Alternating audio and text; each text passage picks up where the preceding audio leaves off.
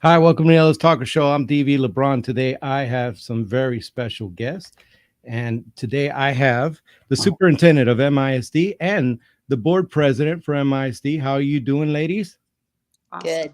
So you Thank you. guys, I'm sorry, go ahead. I said, great. Thank you. You guys are gonna have to bear with me because this is the first time I've had so many guests. I actually brought on we also have um the budget folks to go ahead and kind of break down any kind of questions I got as I go through the budget.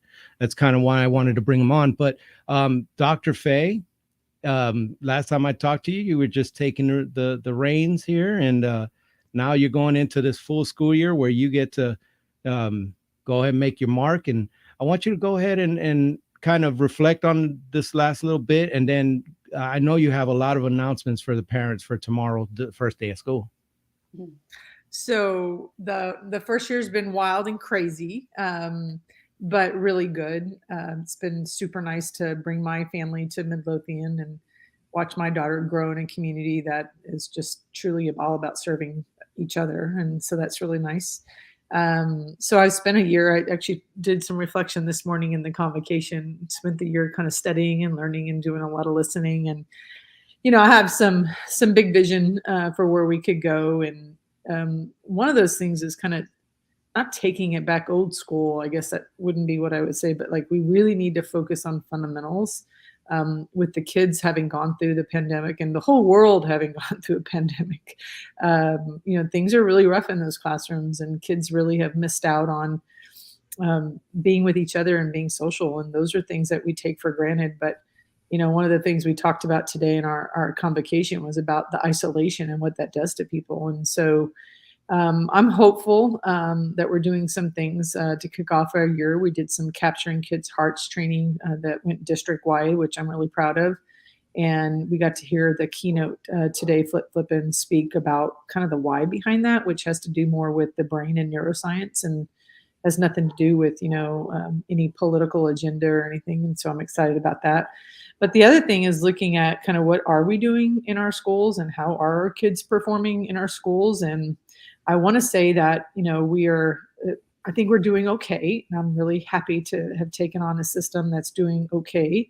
But I think that we can be better. And so we are doing some kind of breaking things back down to just but fundamental instruction, and what does great tier 1 instruction look like, and holding each other accountable to effective planning. And in that planning, you have to worry about all kids. Kids that aren't reading on grade level, kids that are in special programs, kids that speak different languages. And so, and while we're doing all that this next year, there's going to be a big focus on student growth and academic growth in those core areas, because at the end of the day, I really think my job is to make sure that kids can read, write, and do arithmetic before they leave us. And I think they know how to use cell phones and computers and all that just fine. And that's where I want to take us. Now, in the future, though, I would love to have a big focus on current technology programs. And while we have been studying and learning, I've actually been doing a lot of studying and learning with industry partners and our city officials, and learning what Ellis County is all about and what industries we serve. And also been very intentional about building relationships with other superintendents across the district and across our county. And so I'm happy to say that we will begin pick back up our bond planning for the May election, hopefully. And we're growing. We're already today at 10,900 students, and we ended last year with 10,600. So we're going to grow, and I think that the market is going to slow down, but I don't think it's going to slow down much for us. And so we're going to have to be prepared for that. And that means we're going to have to build out some seats across the district so our kids can have a place to go to school. And so I hope that kind of wraps that up. But yeah. So are you ready for the first day of school? I cannot wait. There is nothing better for me as a leader in the system to hear the drum line come back. That happened a couple of weeks ago. So anytime you hear the drum line come back in the band, because I actually can open my door and hear that, and that's awesome. And then you start, all the other kids start filtering in. Your football program is kicking off. The volleyball girls, I went and watched Heritage win the other night, their first big win under the new head coach, and I watched the Panthers win their first big game. And number 10 is my all-time favorite. Like, she's just a rock star for the Panthers, and I just love watching her play. So football's kicking off with scrimmages this weekend. I think Heritage is going up against Waxahachie. And then next week, I believe Midlothian Panthers are kicking off scrimmages against another system. And I can't remember off the top of my head which one that is. But we do have a big game coming up between the volleyball teams. So I believe on the 23rd, we have the Panthers that will play the Jaguars at the arena. And I hope that the whole community comes out for that. It could be a great opportunity to show support of each other and still be competitive.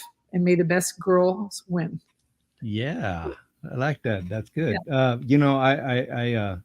I love all the good things that are going on that are happening. And I did do my prayer for you guys going forward in the school year, because there's just so much what you had mentioned at the beginning about the isolation and how it affected the children. And there has been documented evidence and studies have shown that suicide rates have gone up. There's been a lot of things that this has affected the children in a core way. So they're coming back, and this is going to be, full speed and kind of like, I don't like like back to normal sort of. And I wanted to say congratulations, Miss Tobey. You were made board president by by the fellow board members. Couldn't think of a better person. Great person that I know. Can you go ahead and kind of speak on this new year? Well, we're just excited to be kicking it off again with a fresh new start with Dr. Faye. This will be her first year, her full year. And as I said this morning in convocation, I think I speak for the whole board when we are just beyond excited to have her at the helm here. I think she leads fearlessly, and we love that. We want to move forward with, just new vision and a new excitement. And I think we will do that with her leadership. And I'm excited for that. I'm excited for us as a board to come together and blaze new trails as well. I feel like there's a lot to be accomplished. I think Midlothian is excellent already. But I feel like as soon as you feel that way, you better get off your laurels, because there's always room for improvement. And I think it's awesome. And it's quite an honor to be elected by my peers. And I want to say thank you to those that made that happen. And I'm just excited to be here and be a part of what I know is going to be an awesome year.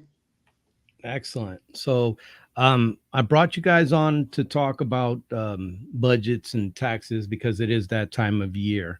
But there's so much to cover, and I'm going to try to get it as much as possible with time constraints. But so I want to go into this budget process, and you went ahead and sent me what you had in May, and I actually have the experts on here, but I'll bring them on when we start getting into the nitty gritty. So I'm going to ask the political question to Ms. Tobey. Ms. Tobey, a lot of people are suffering. These property taxes are really, really hurting people. And right now with inflation and everything going on, there's been a lot of talk about, lowering taxes throughout this county. In every single budget interview that I've had, and I've mentioned it, and people have mentioned it to me, and they're mentioning online.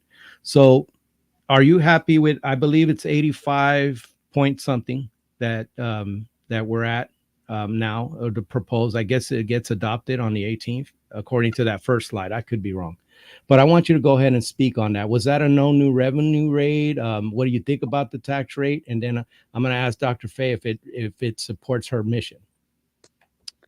Well, the no new revenue rate, I'm not sure that that's ever been proposed as far as in the school realm.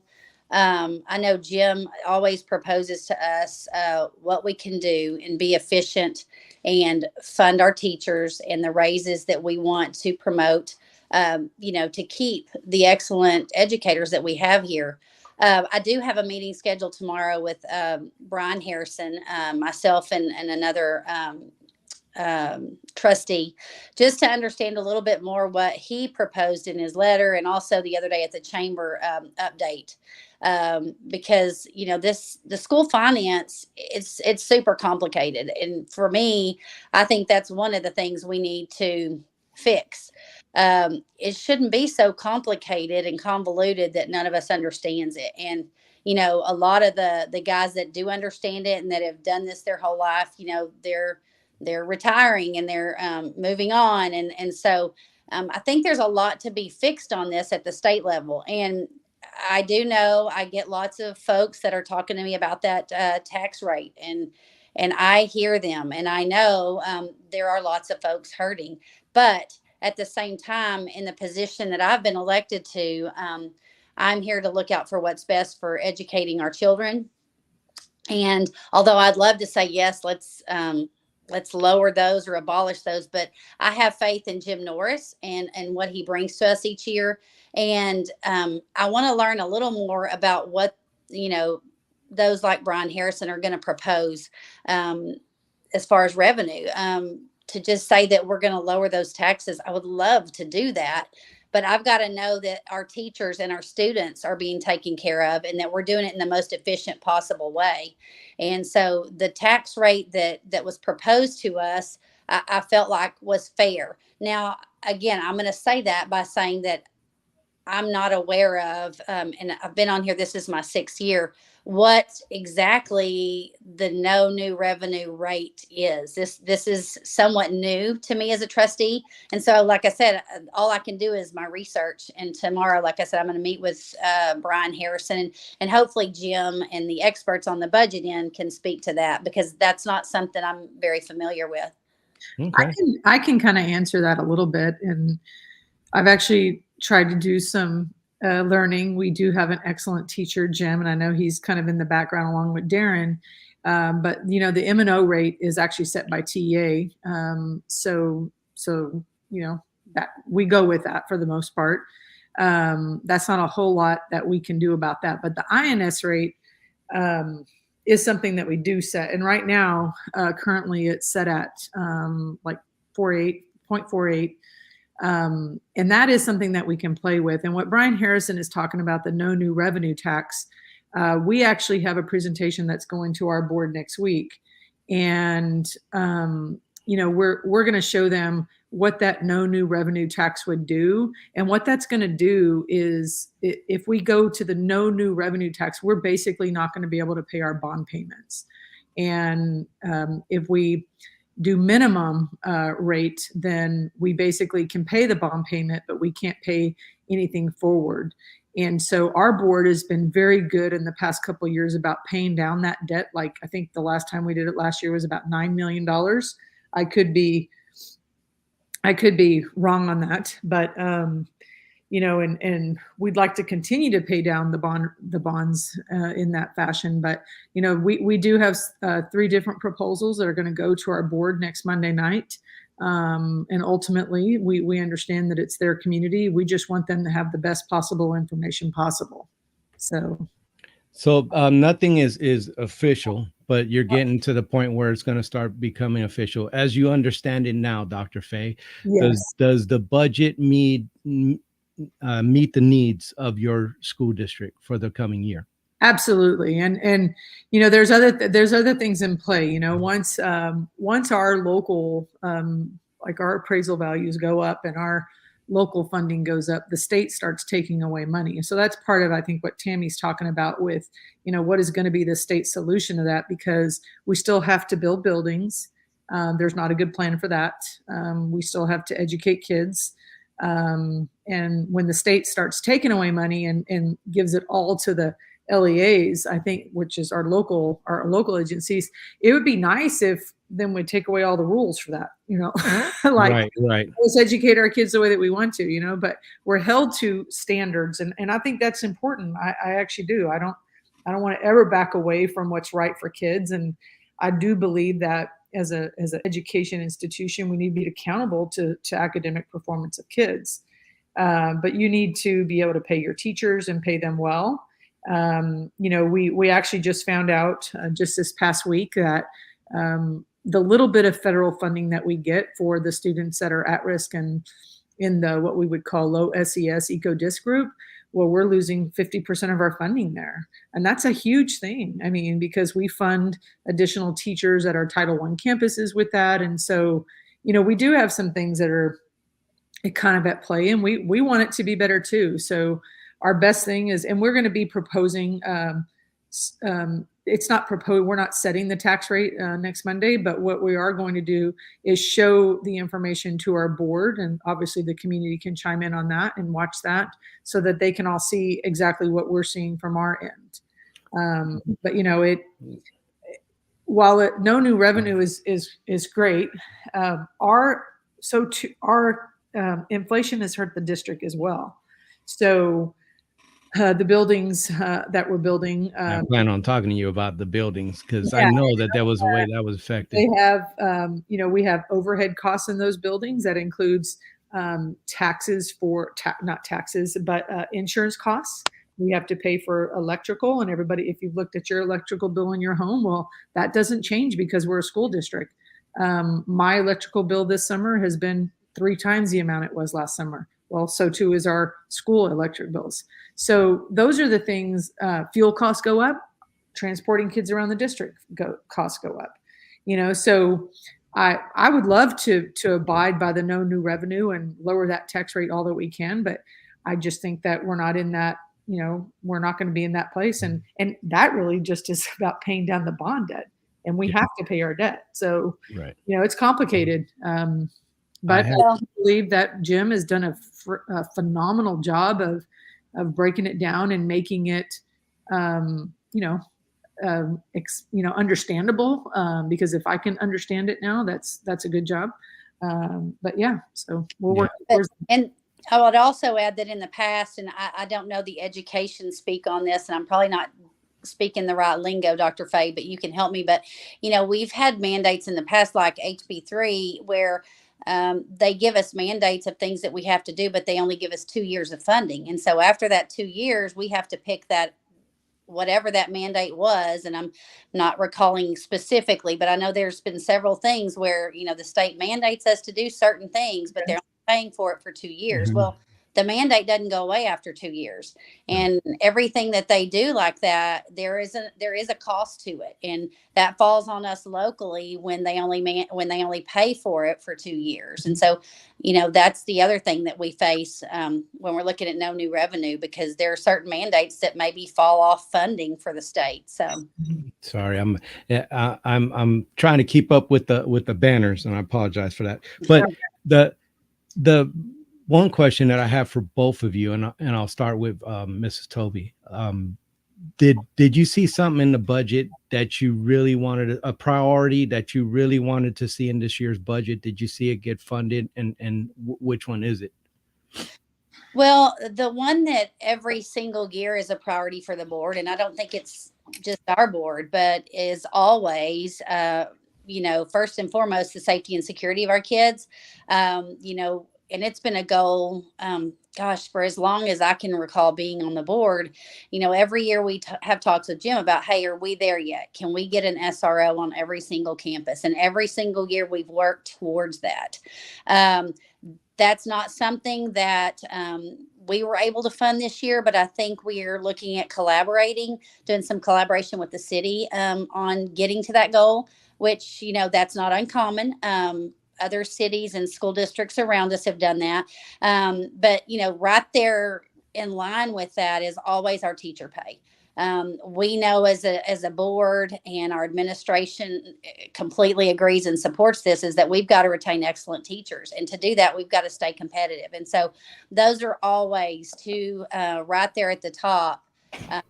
In general for the board that we're talking about firsthand. And one of the biggest reasons on the teacher pay is because that's probably anywhere from 75 to 80% of our budget. So those are usually the two biggest things for us. And I know that's the one thing that we're, every single year we are quick to ask about and say, okay, where does this fall? This has been something we've wanted. And so those are the two things that come to mind for me first and foremost, as far as the budget. Yeah, and it's always nice to see those things get funding, especially, and I'm going to go into the security a little bit. I'm going to touch on that for obvious reasons. Dr. Faye, your turn. Did you see a priority this year that you really wanted to kind of fund? Yeah, and it falls right in line with what Miss Tobey said. And so we're competing for teachers that can drive 15 minutes in one way and go to a different district and get paid a great deal bit more money, right? And so teacher pay is always going to be something that is a priority in anybody's budget. And I think that most superintendents across Texas would say the same thing. We're also trying to add to teacher pay by we actually submitted our first teacher incentive allotment application, which is if teachers are rated excellent teachers in the classroom and they get great growth with kids, then our teachers would be able to get something on their certification that establishes them in 3 different levels of being an excellent teacher, right? And what comes with that is extra pay from the state. So that actually comes directly from the state. So we have one of our campuses that if you're like, I don't know what the scale is, but if you're one of those expert teachers and you get that on your certification, well, you could earn up to probably $17,000 more a year. So our staff went to work beginning in January. We submitted our application with almost no feedback from TA. It was approved, and we are moving into year 1 of calibration of evaluations for teachers this year. And we want every one of our teachers to be excellent. And so we're hoping that, and that's all depending on the type of campus that you serve, like the monies are associated with that. And I can get you that information. So, because it is pretty interesting, and we're on it. I mean, we want our teachers to be paid more money, and we want the state to pay for it because they approve that, and we need to take advantage of that. So teacher pay, but the other thing is you have to pay leaders, and you have to pay custodians, and you have to pay bus drivers, and you have to pay this is a major organization. It's $18 million budget that we're overseeing, and people is the number one budget item. And that's not just on teachers. And so we want to make sure that our buildings are clean, and that our staff is healthy, and that our kids can see a nurse when they want to, right? And all those kinds of things are things that, they're not necessarily funded the way that they need to be. And so, but then I think the second priority, which is wonderful that we've had a board in the past and a administration in the past, hats off to Dr. Ledbetter and his team, is that safety and security in this last bond was a huge priority. And so while the governor sent out like all his, mandates and things like that, like our district is poised to do well in those, like what audits that he's going to do. And we're fine with that. But we have been really refocusing our energy with staff coming back around. You have to be accountable to each other. And if the doors are broken, we need to know about that. And if they're left, propped open, I need to know about that. So those are things that are huge focus items for us right now. And then we want an SRO on every campus, right? And we have an excellent relationship with our city, and excellent relationship with the chief, and we want that. And if we can have budget to get them, we will definitely be moving in that direction. And so it's a much better situation, I think, than having your own police force as a school district.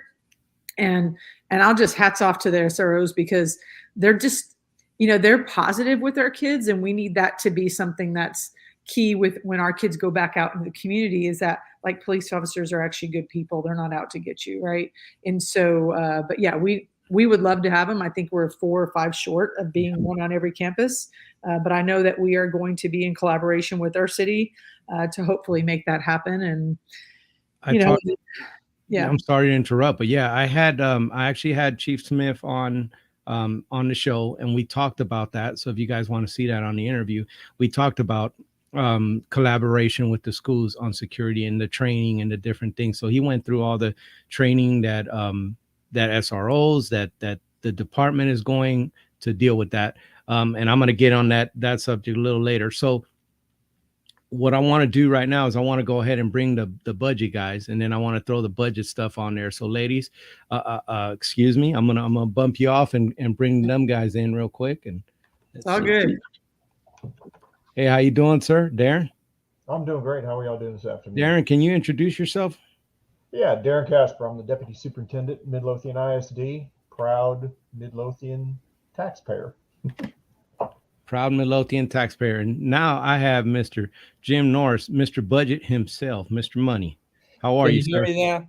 I can hear you. I can hear you. Great. How are you, Thank sir? Mr. Ron. Hi, Jim Norris, ex Assistant Superintendent for Business and Finance, retired, still working a little bit, trying to help us through some things. So thanks for having us on. Excellent. No, I appreciate you guys coming on. So I'm gonna go ahead and deal with technology here. So bear with me. I wanted to share the screen. Let's see. It's always what I'm trying to do is put on, because I have the budget proposal, and even though it's older, I wanted to go ahead and put it on, just kind of touch on it.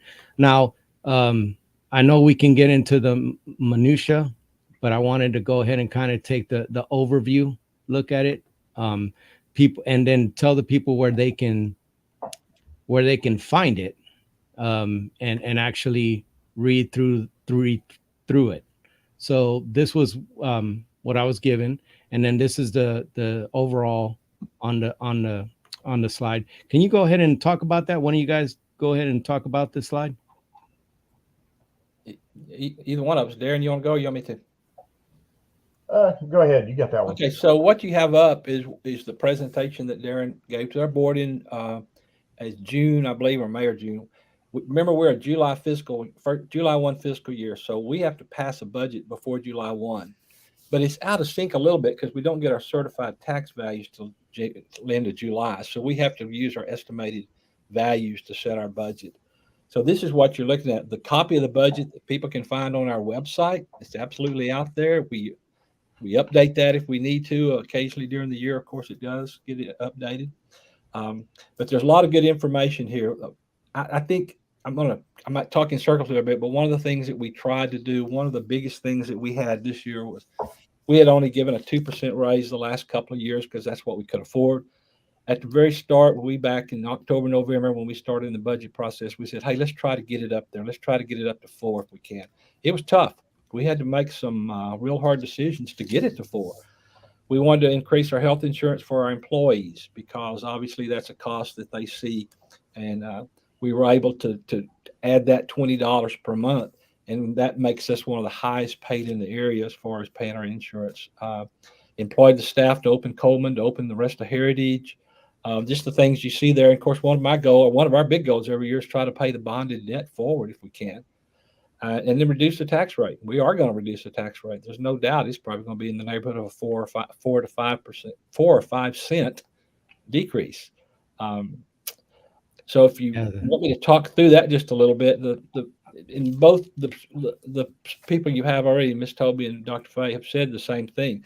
The state sets some of our rate, and let me talk about that system just a minute, okay? Get one minute. I'm going to give you a little bit of history here on this thing. House Bill 3 came in 2019 session, and said they were going to start funding the schools like they're supposed to be at 50%. They never have and won't ever be that way, but when they did that, they dumped some money into the system, and the system was good. And to do that, to give us more money, they actually compressed our tax rate down. We went down from, $1.04 to 97 that first year M&O rate, and all that was great. But what's happened the last couple of years is the tax rate has not fallen as much as they would have liked to have had, but that's been to the benefit of the state. There's only so much money in the system. If it's raised locally, the state doesn't have to pay anything. So if they've got it backwards down there, and the legislature's going to have to deal with that this time because the rates have not come down because they're based on an estimation of what the state value is or what the economy growth is. This year it was 4.6. One year they used 1.8. Well, that was during COVID. But the true growth is that like down here? No, I don't know that that's on those particularly on there, but it is about the 4. Yeah, there it is, 4.36. And really the state grew at a much bigger rate than that. Obviously in Midlothian ISD, our values grew, our values grew 18.77. I think in the state, the average is 17. I saw one district that had 145% increase in value. Well, when you do that, and you can only grow 2.5%. There is a formula that I can show you to put it in there. You see the last couple of years what they've said. It drives our rate down, which is good for our taxpayers. We want it to go down, but unfortunately, it doesn't go down as much as it could have. And the state's sitting there with all this money that they don't have to do anything with. And then also in House Bill 3, and I don't want to sound like I'm a soapbox, but I am, they didn't fully fund everything. So, Mr. LeBron, we're going to open a new school, and we're supposed to be paid $1,000 a student per ADA the first year, which is about 500 kids. They won't fund that at 100%. They won't give us $1,000. They hadn't yet. They don't fully fund our fast growth supplement. We're sitting here. We grew 600 kids last year. We'll probably grow another 500 or 600 kids this year. We're one of the top fastest growing schools in the state. Not in the top 3 or 4, but certainly in the top 20 or 30.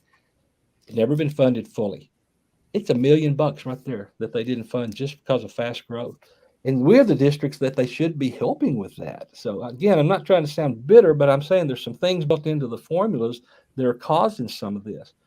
We would really like to get our rate down. We're going to get our rate down.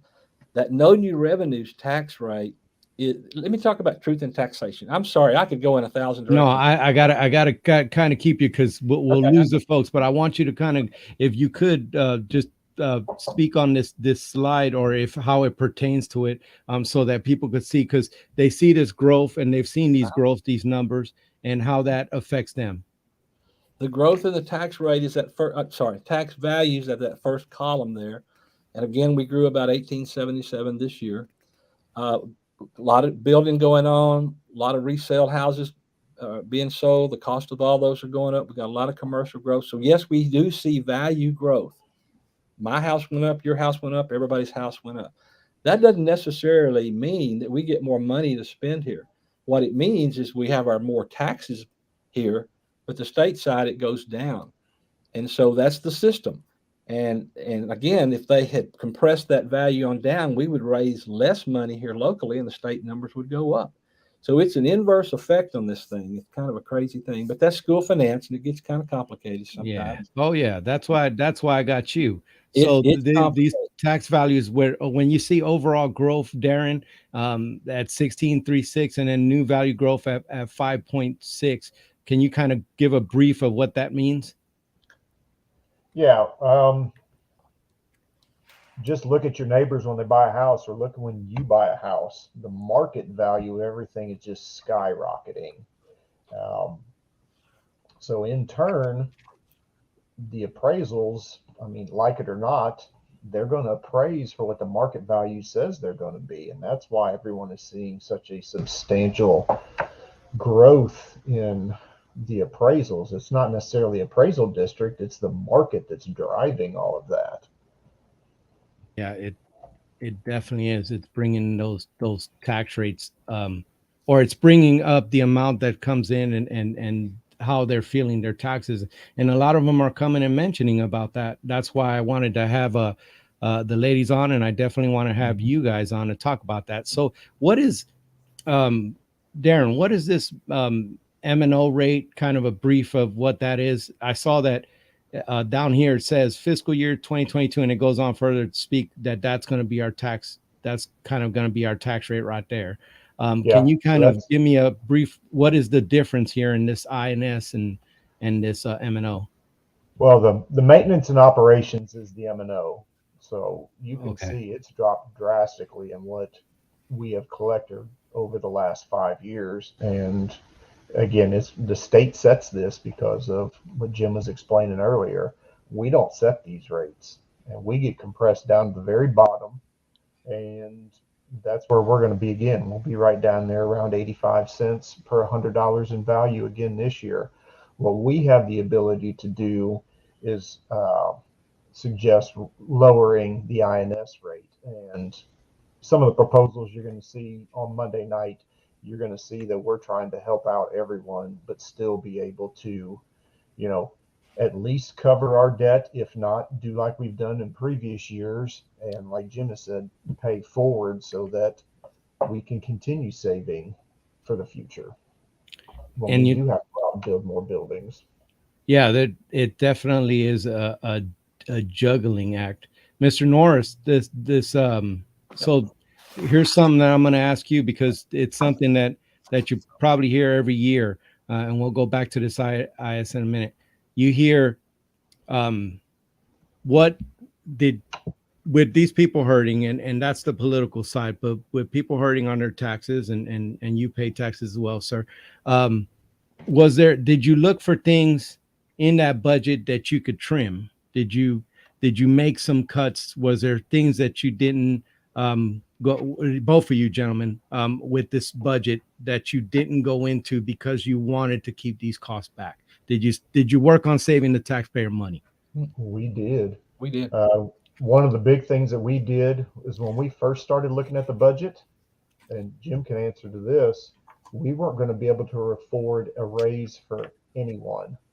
And Dr. Fay and her leadership was, that's unacceptable. You know, the way that everything is going up, inflation's going up, we cannot do that. So we all got out of our silos. We worked together, worked across departments, and we came up with a way to cut 17 staff positions, either through retirement or through not filling the positions at just the central office area. And then after we showed district leadership what we did in order to support this, principals were able to go back to their campuses and say, okay, what could we maybe do a little bit more here and there to help fund this for all of our staff? I thought that was pretty incredible. Well, Jim, you want to chime in on that one? Well, yeah, Darren did a good job explaining that, and we did that. We're pretty conservative here, honestly. I know people may think we're not, but we are. We go back to the campuses and we ask them what they need, not always what they want, because wants are different than needs.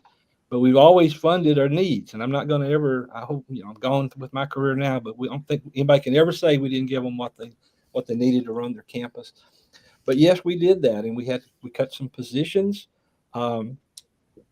There's always ways that we could spend more, but we did not do that. We tried to give everybody exactly what they had to open their schools up. This is a hard year when you open a brand new campus, and actually we open a campus and a half, you might say, with the Heritage Edition. That always puts a lot of strain on it because you have new personnel. Next year, even though we may have another 500 or 600 kids, we won't be opening a campus, so the budget a little bit easier, I think, to put together next year for sure. Yeah, but we did, and it's not easy sometimes. You have to kind of have a little give and take every once in a while. Okay, I understand. Maybe we did, and we actually went back to the campuses. I know this will sound kind of contradictory what I just said, but we had helped the campuses to no growth the last few years. So we actually went back there this time and said, look, we know you're getting more kids. We're going to give you more per pupil next year. And that helped them be able to balance their budget in spite of getting 500-600 new kids. Okay, guys, I got about 2 minutes and then I got to go back to the ladies. Okay. So I wanted to ask you, as far as the debt is concerned, how is the district looking on debt, and the outlook going forward with some of these things coming in the future? The debt here, obviously we have a pretty good debt because we have lots of brand new buildings, lots of new things. Our debt is in great shape though, because here's another thing, Mr. Brown. You got back on that other slide. It talked about how much new growth we've had. I think it was 5.66% this year, but it's been every year. That is beautiful because that means new folks coming in, new buildings, Google coming in, the hospital coming in. That hospital's not taxed, but everything around it is, so to speak. All of those are helping pay the bonds that were voted in 2016 and even before that. That's the beauty of this, and this is why we can pay some of these things forward. The new people are helping to pay that forward so that the next time we have a bond election, we won't have to go back up and hopefully not raise the taxes rate and be able to have plenty of capacity to buy, sell bonds for whatever we need. It will not be very many years till this district has to have another bond election. I mean, it's just a given. You can't add 500-600 kids every year and not need a building at least every other year or so. So that's a long answer, but really paying off our debt has been great. We've been able to lower that debt. The law says you could have kept it at 50 cents because that's what people voted in 2016. But we haven't done that because we haven't had to, because we've been able to lower it because new growth has created some more tax value so that we can pay that money forward. that kind of make sense? Hope it does. I hope it does, and I'm trying to provide as an informative show as I could. I could have you guys on for the rest of the hour, but I need to bring back the ladies. Guys, I really appreciate you giving me your time. I know you guys got families and other things you'd rather be doing than spending it with me. So, Thank you. Appreciate thank you so much. Y'all guys take care. All righty. Let's see. All right. So now let me bring back. Hello, ladies. Hello. Thank you so much for bearing with that. That was informative. I could have kept those guys on forever and they would have talked numbers. So I felt bad for having to cut them off a couple times, say, hey, because I know Jim could go into some numbers. I know he can. So actually, Tami can too. That's her background. Yeah. Yeah. You guys, kick butt, definitely. So we talked about the budget and the tax rate, and you guys said about funding the priorities. Now, you guys know that, and I've talked to you before. It's near and dear to my heart. Special education. Did you see any kind of growth in that and the students coming in, the special education students coming into the district, some of the funding? Did you see growth in that? Well, obviously funding is tied to the growth in the numbers, the percentages of SPED, right? Because that's how that funding mechanism is built in through IDEA law.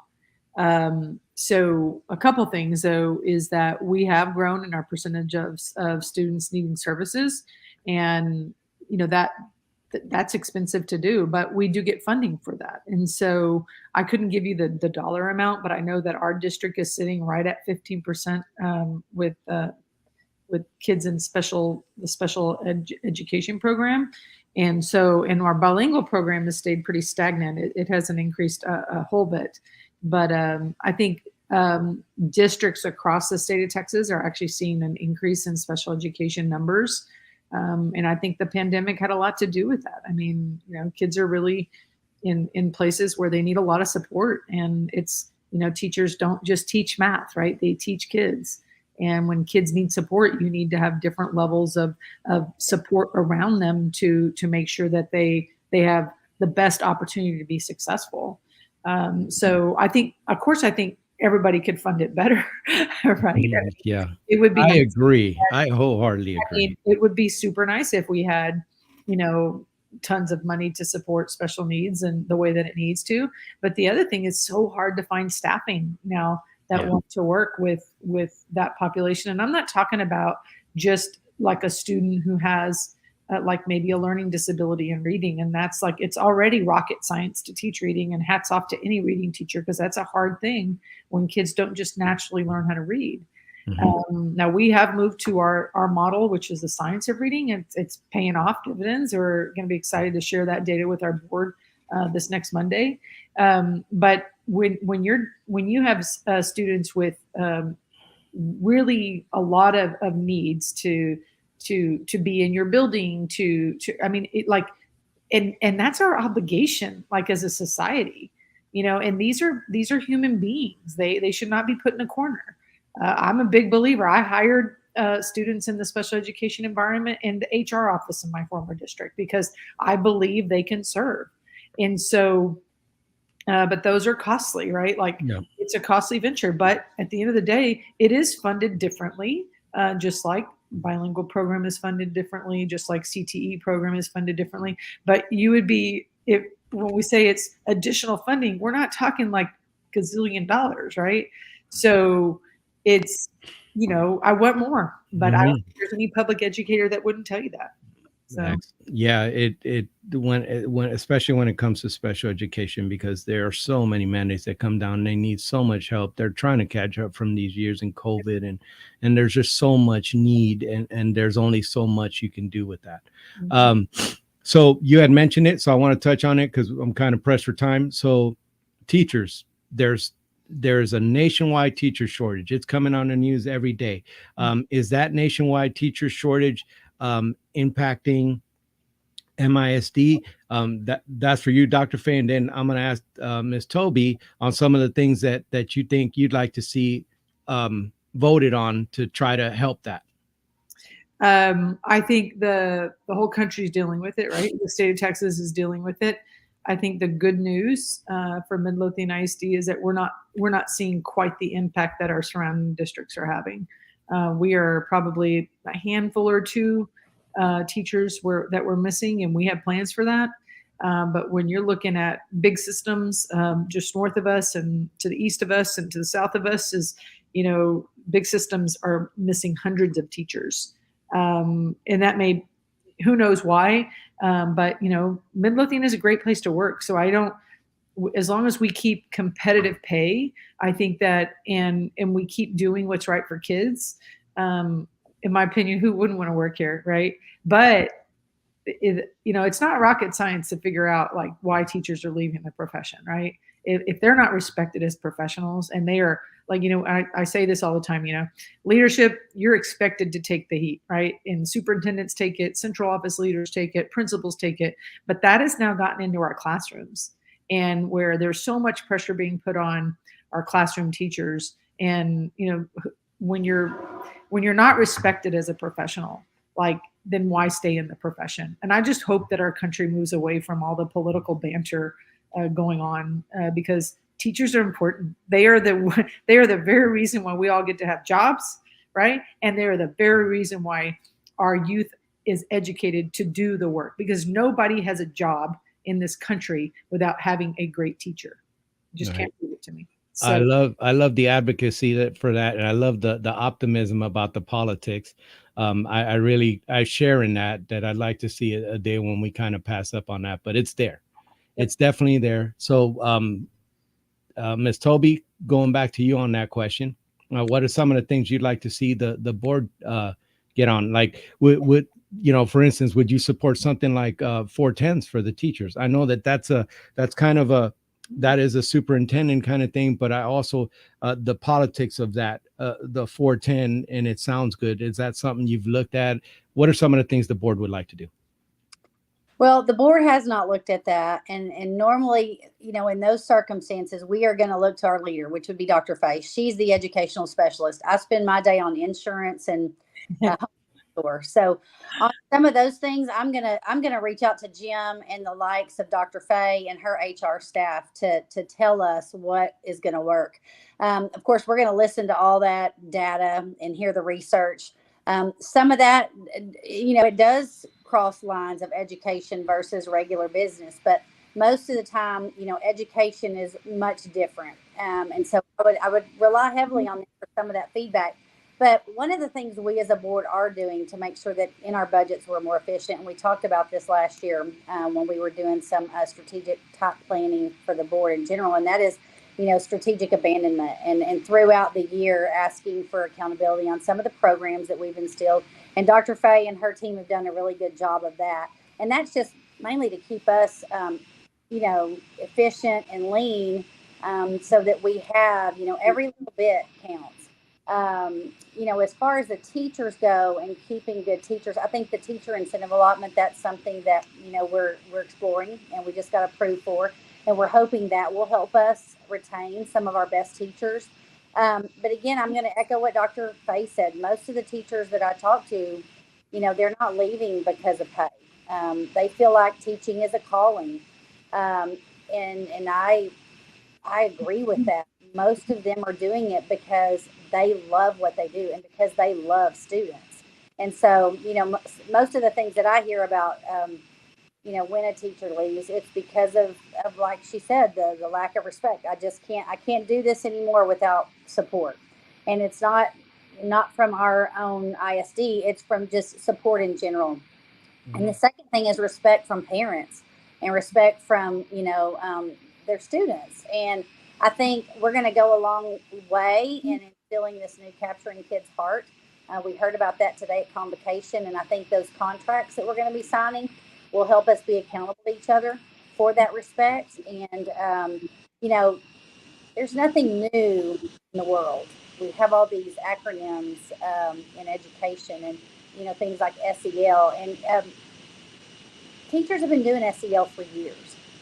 That's just loving on kids. That's just knowing that when a kid comes in your classroom, they're not going to be able to learn until they feel safe and they know that you care for them. And so I think, from my perspective, is just continue to make sure we keep a lean budget, which I think we do a good job of. I like some of the extra efforts that we went through this year, but mainly just doing things to develop that respect in the classroom for our teachers, because they are giving it their all, and it's like with any other profession. One thing happens in a single classroom, and then in the media it blows up as all teachers are X or all teachers are Y, and that's just unfair, and it's just not true. I think 99.9% of our teachers out there truly love kids, and they're there to serve our students in the best way they can. And they I'm sure they appreciate the support. There's a lot of political wins that hit in the last 2 years. I'm running out of time, so I'm gonna kind of try to do this compressed. Uvalde, there was a lot of children that died. Um, Dr. Fay, I want you to kind of talk about some of the things that the school is doing on your side, and then Miss Tobey, I want to ask you some of the things that maybe you're considering to make these schools safer as the board, that the board is considering. Like, are you looking at maybe arming teachers at some point? Are you is that some kind of consideration? What kind of things is the board direction? So I'm going to go to Dr. Fay and kind of talk about the day to day. So, well, thanks for asking. And I've said this in many circles, but the Uvalde situation is near and dear to my heart. It's actually close to the community where I served the past couple of years, past 25 years. And the public relations person there is actually someone who worked directly with my district as a public relations person. So it's awful.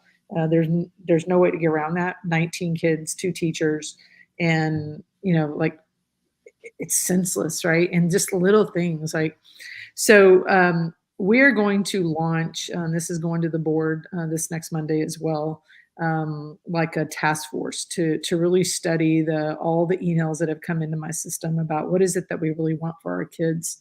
We're going to get some support with that, and I'll be hosting some town halls for parent feedback, because I really want to hear everybody's voice, but not everybody agrees with arming teachers. We'd already don't trust them, just teach, and now you want to put a gun in their hand, and I'm like, oh my goodness, like. And so, but we'll study it, right? If that's something that the community thinks that we really, really want, then, hey, we might move in that direction. But I think there's other things that we can do to support the safety of our schools and all of these incidents that have happened across our country. I know we want to make it about gun control and, but all of it happened because we had a door that was unlocked or propped open, or the door was broken, or the kid had studied the system so much that he knew all the routines, or she knew there's so many things that goes into what happened, right? And then no answers. And now everybody's, what's happening? The educators they're the bad guys, right? And it's like, we had, and I don't want anybody to be the bad guy, right? Like, I don't. We have 19 kids that we lost in Texas, and that's just unacceptable. But we're doing some different things. A couple things. After Uvalde, we launched our central office team to every campus to study, not just to be there to support, but to study what is it that we're actually doing. Like, if we're in a high crisis situation and everybody's on high alert, what is it that MISD is doing? And we found some things that we can do better, just based on feedback when we would come back together. But the simple little things are the things that have caused an escalation of things to happen and the loss of life. And so we're making it a priority to make sure doors are closed. We're removing magnets. We're like there, and then people are frustrated with it, and I get it, but like, the worst possible thing that can happen is for you to lose a life in your schools. And it's not kids not being able to read on grade level, right? It's like not in kids in our system, not just our system, but, I have a student advisory council, and they are scared. Like, they're scared. And that's just so sad. And, when we think about, the things that we learned today about fight or flight or freeze in your brain, and where that happens is like, kids already have cortisol levels that make them scared to be at school. And that's just a dang shame. And so we are doing some some different things. Obviously, we're complying with anything that the governor wants us to do, but we're already doing that. We probably could set the standard. Our SROs are incredible. Matter of fact, when I was at schools during the last 2 weeks of schools, I was checking outside doors. Every single one of them was locked. But I put it back on the teachers during, we did 2 live active shooter, not live, but active shooter drills, trainings with Tim Hicks, our director of safety and security. And, I told them, I said, unless we're accountable to each other in this, meaning if your door's propped open or, you put your magnet back up because you just, want to do that, then, I expect you to tell me, right? If you talk to your principal and the door is unlocked or broken and it doesn't get done, like give it 3 hours and then send the superintendent email. Like I'm really serious about that. My team might be mad at me about that, but I did say that, right? And then we're also looking to potentially, hopefully, add additional officers, and then there's other things going on, right? Like, I think there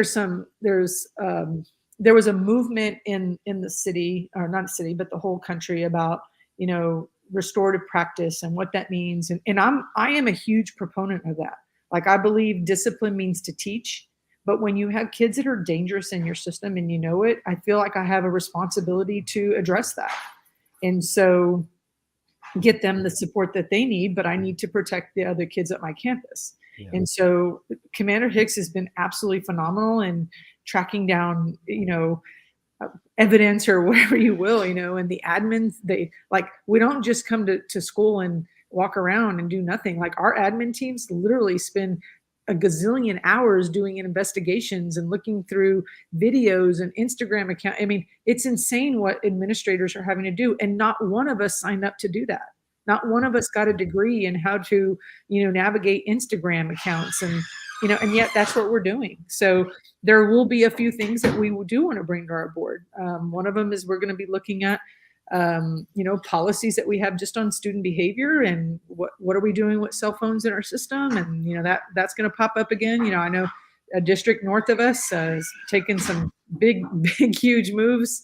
I'm excited about that. I think that's awesome. It's not that I don't like technology either. I want my child to have a cell phone, right? But there's a place for it. And social media, it's the most awful thing for kids, because we rate our whole lives against what other people are posting. And that's just so unfortunate. But, that's not just my job. And I know this, but I also want to say something. I believe that parents need to have a voice in their child's education. Like I spent my entire career trying to make that happen at my last organization. And I love it that our parents want to be engaged. We have to find a way to have a balance so that parents can be engaged and supportive and still have expertise, which is actually the teachers. They're the ones who go to school. They're the ones who get certified. They're the ones who are the teacher. And if they're not treated like a professional, then we have chaos. And you're seeing that across the country. Teachers leaving in groves. They can go make more money working at Walmart. I mean, it's a shame. So I can go on and get really passionate if you want me to. No, I'm out of time. I'm so sorry. I have about a minute and a half, and I feel bad for even asking you to do it, but is the board addressing some of those issues, and is arming the teachers something that you're considering? I got to close out, ladies. I'm sorry. That's okay. No worries. I mean, I think in general, the board is looking to create a culture of accountability, right? And I don't know what the percentage is, but most of the things like what have happened in Uvalde, most of the time you hear people say after the fact, oh, we could have identified that, or we kind of knew. And so something I think we are promoting and supporting with our admin is, just creating a culture of accountability where, our teachers model that see something, say something. If you see maintenance issues that need to be addressed, get in there and, let your principal know. Let's get those things fixed and addressed. The other thing is creating a culture where there's no fear of retaliation, right? We're all in this for the best of kids, the best of our students, and even to protect our teachers and administrators. So I really am looking forward to the proposals that will be brought to us by the task force, because again, I'm not in law enforcement. This is, to me, it's completely out of my zone. I obviously want to keep kids safe while they're in schools. This is the first time in 20 years I will not be sending one to school, which is sad. I'm still grappling with that. I But don't know how you imagine how yeah. you managed to do that at 25. I don't know how you managed to do that, but you know, Well, I still it's grapple though every day with the kids that will be there, and I know that every teacher and administrator in our building, they are again doing the same. What I would ask from our community though is give us a little grace and patience as we work through this. I know I've even had some texts and phone calls about the lines the other night for Meet the Teacher, and to be safe, there are processes we have to go through, and just to understand that a lot of times it's not easy, but we have to be gracious with one another. We have to be patient while we work through some of the things that will progress us in this area, and just know that we want your kids above all else to be safe. And so that's what I would end with. And I am looking forward to what the task force brings to us as a board. And I'm not sure what that will look like, DB. Mm-hmm. Well, you know what? As somebody who's a law enforcement officer, it's sad that you have to learn some of the things that I know already for our kids. But that's the reality of our lives. And I know, I just know that from getting to know you guys and you guys making yourself accessible. I know that there's anything that you can do to make our kids safe and take care of our kids. You guys are going to do it. I have zero doubt, and I'm sure. Um, all the parents in Midlothian feel the same way, or at least most of them. And if they don't know, they're going to know. So, ladies, look, I'm sorry. I do have to go. This was a hard stop. So, you guys take care. And thank you so much for coming on. Tami, I'd love to have you back on, kind of dig more into the political stuff. And you guys have a great first day. Sure. You guys take care. Bye bye.